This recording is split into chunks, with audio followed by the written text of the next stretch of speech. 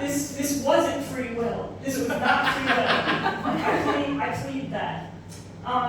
Anyway, I am so fucking nervous because I genuinely forgot the first line. Right, okay. We're back in action. There's a lot of things that I wish that I could do. Like play rugby, surf, wear white underwear. But the things that I can do, oh man, I'm so fucking good at them. Like overthinking. I would smash the shit out of overthinking. I don't know if anyone else in the room has anxiety as well. People. But yeah, maybe you can relate to this situation of mine.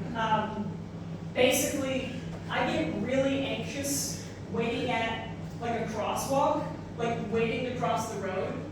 Like just standing there at like the red man waiting. Because like there's something about like the other cars, the other waiting cars. I get really freaked out because not only do I feel like every single person in their car is staring at me, but the cars themselves are also staring and judging me.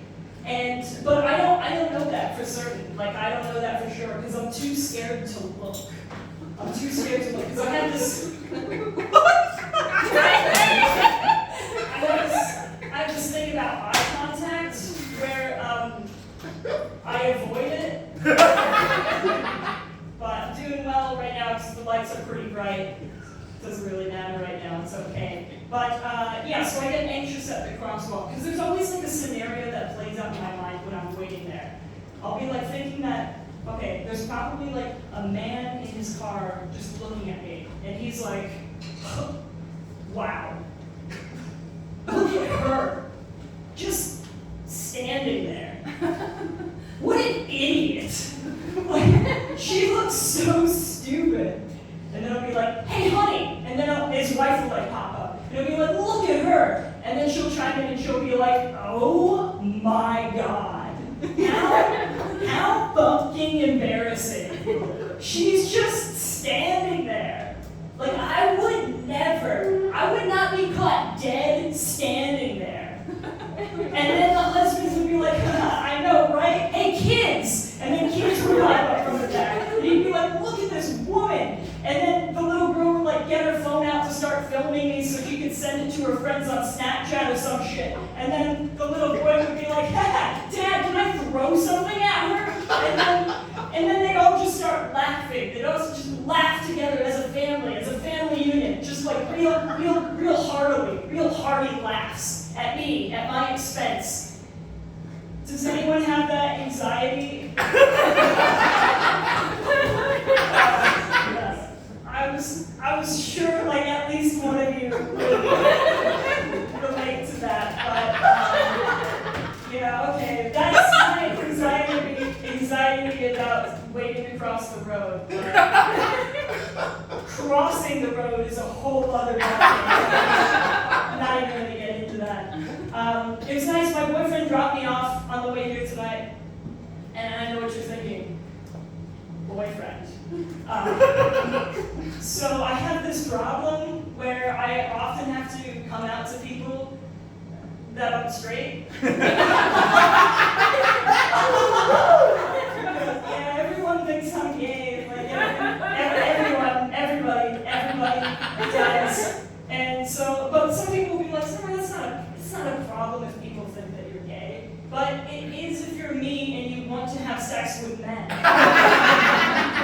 Because they also think that I'm gay. And it's just a little frustrating because there's been so many times that like men have, like because they assume that I'm gay, they've prevented themselves from coming on to me. Jesus Christ. Sorry, that was definitely a Freudian slip. Freudian slip. She sells seashells by the seashore. She said, Chat GPT, Toigo, okay. Sorry. Yeah, so, oh, yeah, that's right. I just wanted to take a moment to, just like, this is my brother's necklace, my brother's sign, I just want to take a moment to dedicate The show tonight, Simon, I love you. My brother Simon was eaten by an alligator on a family trip to Florida.